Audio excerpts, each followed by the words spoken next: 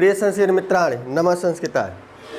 Sanskrit Diwali Ganga channel पर आप अभी तक वर्ण विचार पढ़ रहे थे और वर्ण विचार के बारे में वर्ण से जो प्रश्न बनने थे उनकी चर्चाएं हो गई। माहेश्वर सूत्र क्या है, किन वर्णों का क्या उच्चारण स्थान है, क्या बाह्य प्रयत्न है, क्या अभ्यंतर प्रयत्न है, सारी चर्चा हो गई। अब उसी क्रम में हम संज्ञा प्रकरण पढ़ेंगे। कौन सा?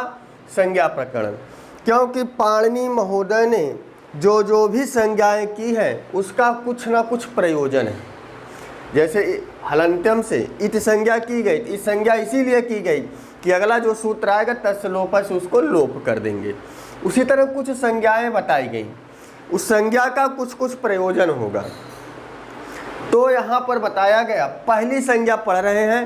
हाँ, आप अपने साथियों को वीडियो को शेयर कर सकते हैं और आप यदि वीडियो अच्छा लगे तो चैनल को सब्सक्राइब भी कीजिएगा। तो आइए आपका समय न लेते हुए संज्ञा प्रकरण को जानते हैं। संज्ञा का अर्थ ही है कि संज्ञा करने का एक ही प्रयोजन था, उसका सूत्रों में उपयोग है। वृद्धि हो जावे, गुण हो जावे, इत संज्ञा हो जावे, इतना ही कहेंगे तो हम सब वृद्धि हो जावे। तो वृद्धि से हम क्या समझेंगे? बार बार पाणिनि को वृद्धि संज्ञक वर्ण न गिनना पड़े, एक ही शब्द बोले कि वृद्धि हो जावे, इतना ही है। इसका प्रयोजन बस यही है। और तो सबसे पहली संज्ञा हम पढ़ेंगे वृद्धि संज्ञा। वृद्धि संज्ञा का सूत्र है वृद्धिरादैच। वृद्धि होवे आट और ऐच की, दो प्रत्याहार है, आट और ऐच। नीचे लिखा होगा कि वृद्धि हो जावे आट और ऐच की। यहाँ पर समस्या हो गई कि आट से आ का बोध हुआ और एच एक प्रत्याहार है। एच प्रत्याहार के अंतर्गत अयोड़ रिलिक एओं ऐ औच ऐ औच, तो वही ऐ औच का ऐच है तो ए और औ आएगा। ये वृद्धि संज्ञक वर्ण, इसीलिए पाणिनि को संज्ञा को बार बार आ ऐ औ न कहना पड़े, सीधे बोल दिए वृद्धि हो जावे। एक ही शब्द बताया कि ये शब्द आएंगे तो वृद्धि हो जाएगी और उन्हें बार बार आ ऐ औ नहीं कहना पड़े, इसीलिए इस संज्ञा का प्रयोग हुआ, इसीलिए संज्ञा प्रकरण बना। तो वृद्धि हो जावे आट और ऐच की। एक समस्या हो गई, क्या इस आ से और इस ऐच से प्लुत का भी तो बोध होगा? इससे जो 18 प्रकार के आ है उसका भी तो बोध होगा। तो एक सूत्र आता है तपर तत्कालस, कि त के पहले और त के बाद में जिस अवस्था में सूत्र में आया है उसी का ही केवल बोध होगा। दीर्घ आया है तो केवल दीर्घ आ का बोध होगा। ये नहीं कि अनुनासिक आ का बोध हो जावे, अननुनासिक या उदात अनुदात स्वरित, ये सब बोध नहीं होगा। जो भी बोध होगा केवल दीर्घ आ का, माने त के पहले और त के बाद एच है, एच में ए और औ आता है। तो इतना ही जानना है कि वृद्धि संज्ञा हो जावे या वृद्धि होवे किन वर्णों की? आ की, ऐ की और औ की। यही जहाँ भी वृद्धि संधि होगी यही हमें तीन वर्ण दिखाई पड़ेंगे। सूत्र नीचे उदाहरण के त्याग में आ दिखाई पड़ेगा।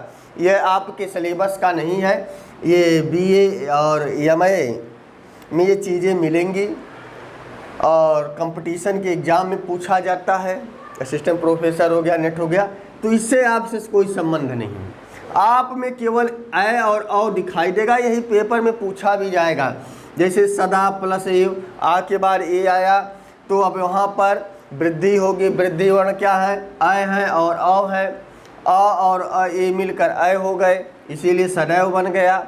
महौषधि था, महाऔषधि, महौषधि हो गया, काहे कि आगे ओ शब्द आ रहा था। औषध भी बनता है और औषध भी बनता है। क्लियर हो गया। अगली संज्ञा है गुण संज्ञा।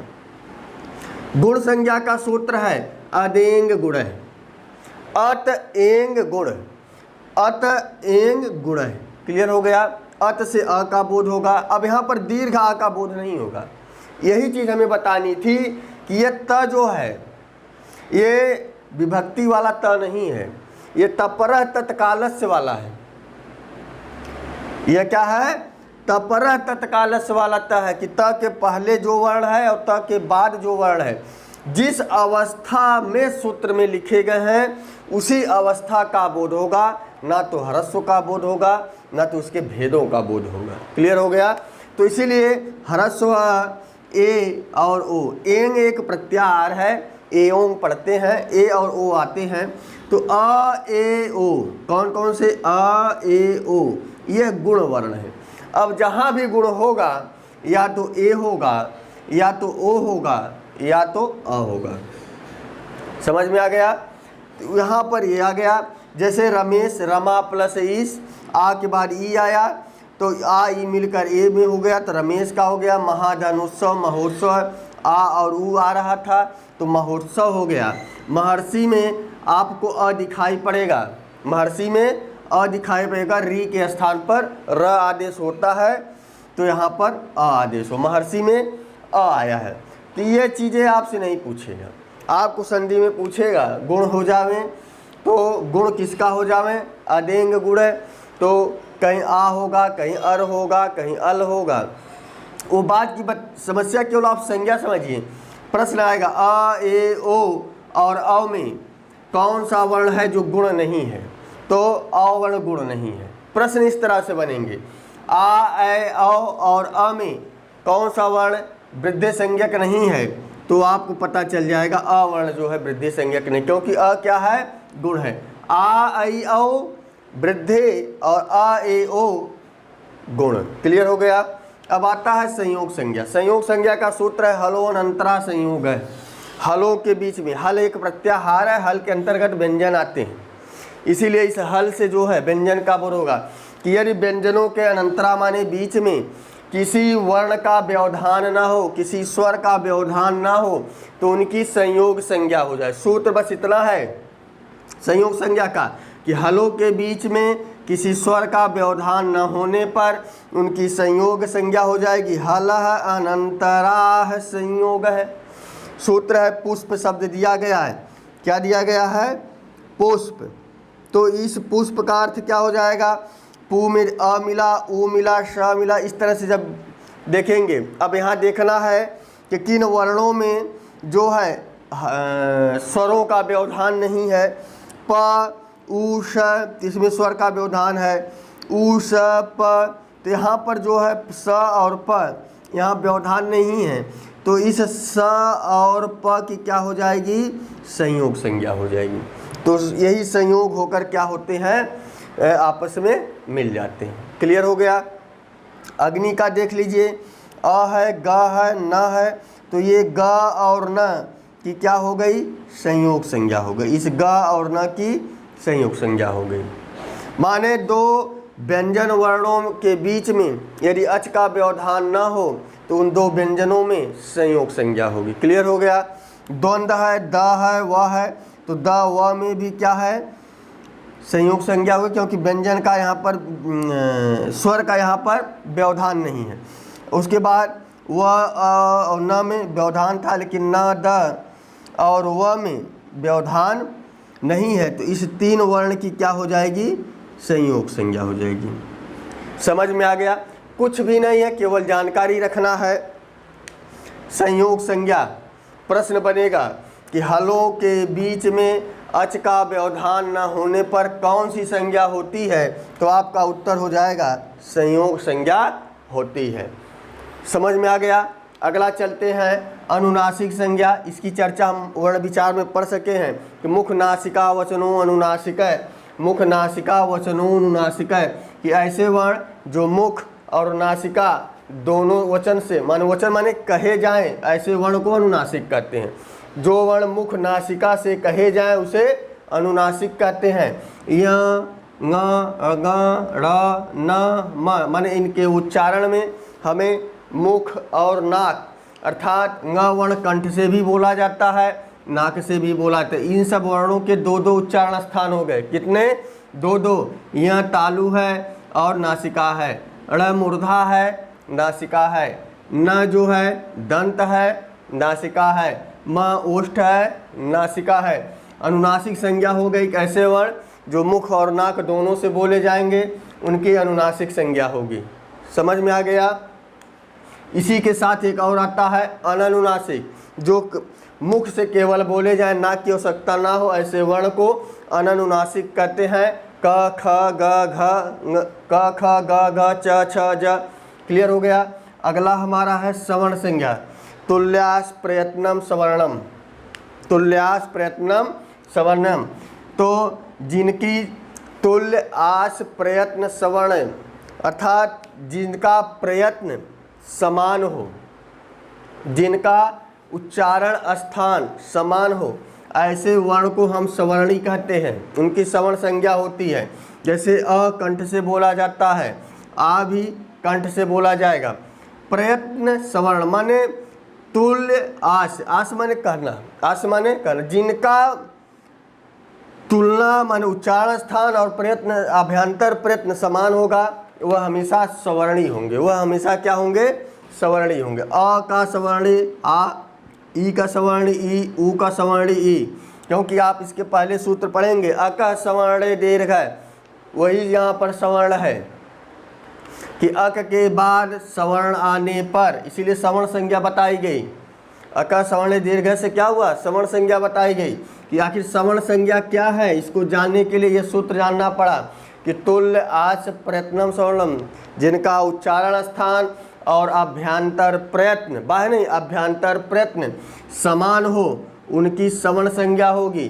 तो इनका अभ्यंतर बाह्य प्रयत्न समान है। ई का अभ्यंतर प्रयत्न बाह्य प्रयत्न समान है। ऊ का, इसलिए यह क्या है? सवर्णी है।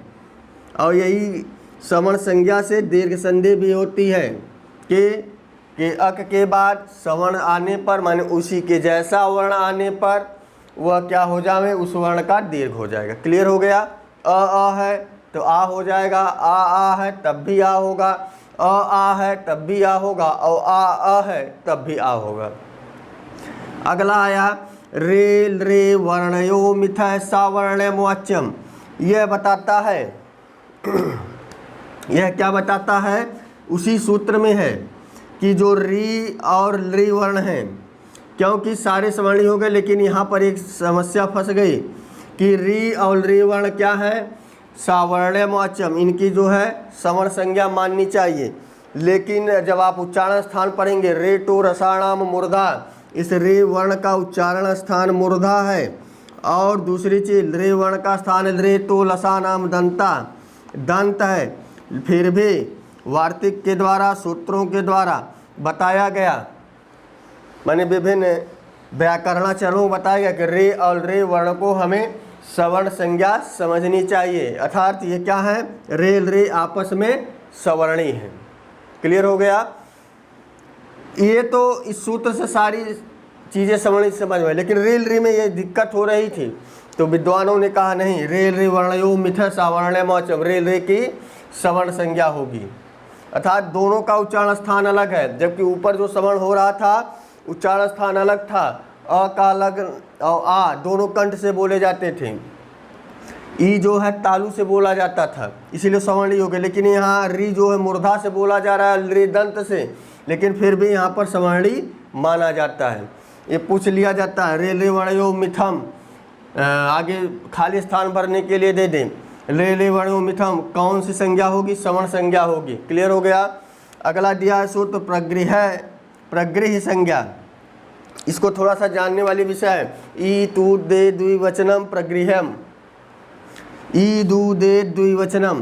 तो यहाँ पर देखा गया ईत का, ऊत का, ये ऊ बचा है ना, सब संधि हुई है।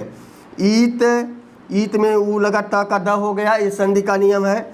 ऊत के बाद यहाँ ए है, एत, ईत ऊत एत द्विवचनम, दीर्घ इकारांत लिखा ना, ईत ऊत एत द्विवचनम।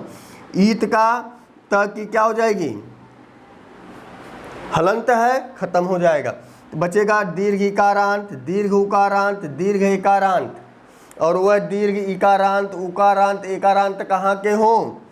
द्विवचन के हों। कहाँ के हों? द्विवचन के होंगे, तो उनकी क्या हो जाएगी? प्रगृह संज्ञा हो जाएगी।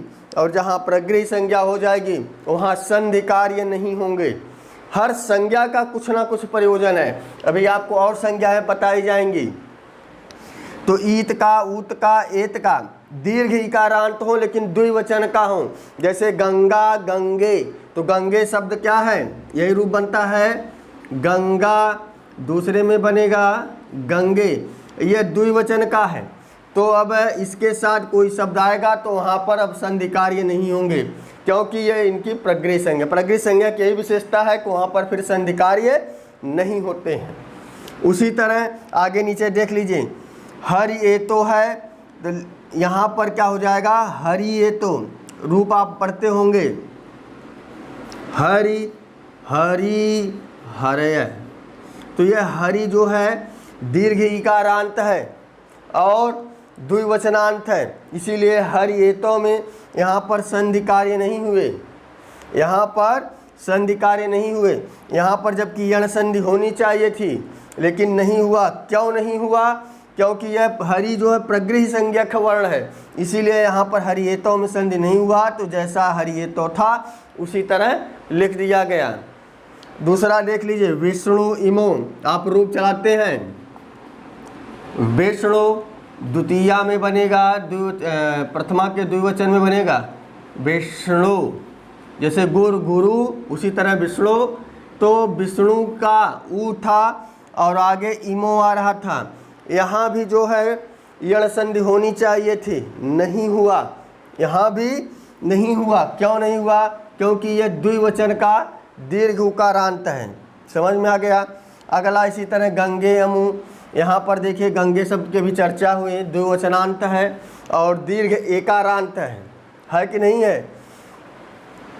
दीर्घ एकारांत है, इसीलिए यहाँ पर क्या है, गंगे अमु में संधि नहीं हुआ। यहाँ भी संधि कार्य होने चाहिए थे लेकिन नहीं हुआ। अग्नि इति, ये द्विवचनांत अग्नि है, संधि कार्य हो रहे थे लेकिन नहीं हुए।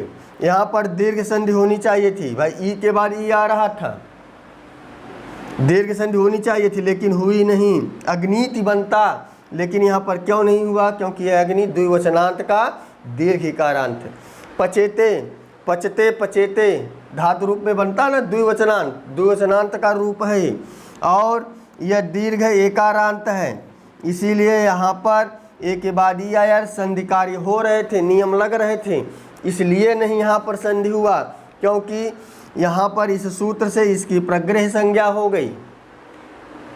समझ में आया कि कोई शब्द हो, यदि वह कोई सुप या तिगंत पद हो, यदि वह दीर्घ इकारांत हो, दीर्घ उकारांत हो और एकारांत हो, लेकिन यह दीर्घ इकारांत उकारांत एकारांत कहाँ के हों?